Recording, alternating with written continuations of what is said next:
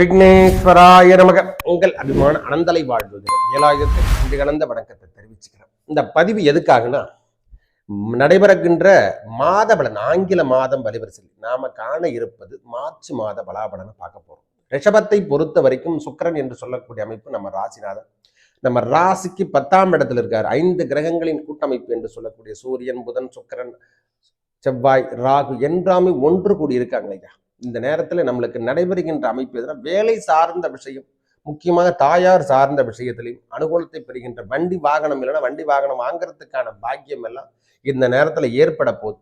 சின்ன சின்ன ட்ரபிள் எதனா ஏற்படும். வண்டி வாகனத்திலையும் இந்த வாங்குற பாக்கியம், பழைய வாகனங்களை முடித்து விட்டுட்டு புது வாகனங்களை வாங்குறதுக்கான பாக்கியம் எல்லாம் இந்த நேரத்துல அனுகூலத்தை தரும். முக்கியமாக சொத்துக்கள், வீடு சார்ந்த விஷயத்துல இருந்து வந்த பிரச்சனை, சொத்துக்கள் சார்ந்த விஷயத்துல இருந்து வந்த பிரச்சனை எல்லாம் இந்த மாதம் விலகுகின்ற மாதமாக மாறும். முக்கிய தருணம் என்று சொன்னார் அந்த 11ஆம் இடம் என்று சொல்லக்கூடிய லாபஸ்தானத்துல சுக்கிர பகவான் உச்சம் அடைகின்றார்.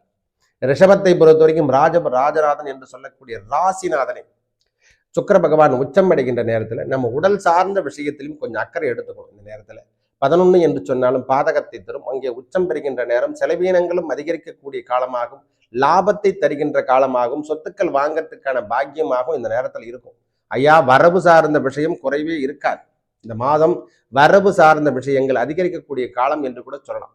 மிகைப்படுத்த முடியாத அளவுக்கான அமைப்புகள் தேடி வரும். வருமானம் என்பது இரட்டிப்பாக தரும். இந்த மாதம் உயர்வினை தருகின்ற மாதமாக அமையப்போகுது. காரணம், இந்த காலபுருஷ தத்துவத்துக்கு 11ஆம் இடம் என்று சொல்லக்கூடிய இடத்துல திருநள்ளாறு சனிப்பெயர்ச்சியும் 6/3/2026 என்று நடைபெறுகின்றது. அப்ப சனி பகவானுடைய பெயர்ச்சியும் உங்களுக்கு சாதகமாக அமைவதால் உங்கள் வாழ்வாதாரம் மேலோங்கக்கூடிய மாதம் என்று கூட சொல்ல. குரு பகவான் 2ஆம் இடத்துல இருக்காரு. அவர் இடம்பெறுகின்ற காலங்கள் ஒன்றும் இல்லை. அதனால மங்களகாரகனுடைய ஒளி நம்மளுக்கு வேலை அமைப்புல 10ஆம் இடத்துல வர்றதால வேலை சார்ந்த விஷயத்தில் இருந்து வந்த பிரச்சனை விலகும். கைகூடி வருகின்ற சப்போர்ட் பண்றாங்க. ஒரு பிசினஸுக்கு 100 பிசினஸ் பண்ற மாதிரி அடுத்தடுத்து வருகின்ற காலம் எல்லாம் உங்களை அள்ளி கொடுக்கின்ற காலங்களாக வரப்போகுது.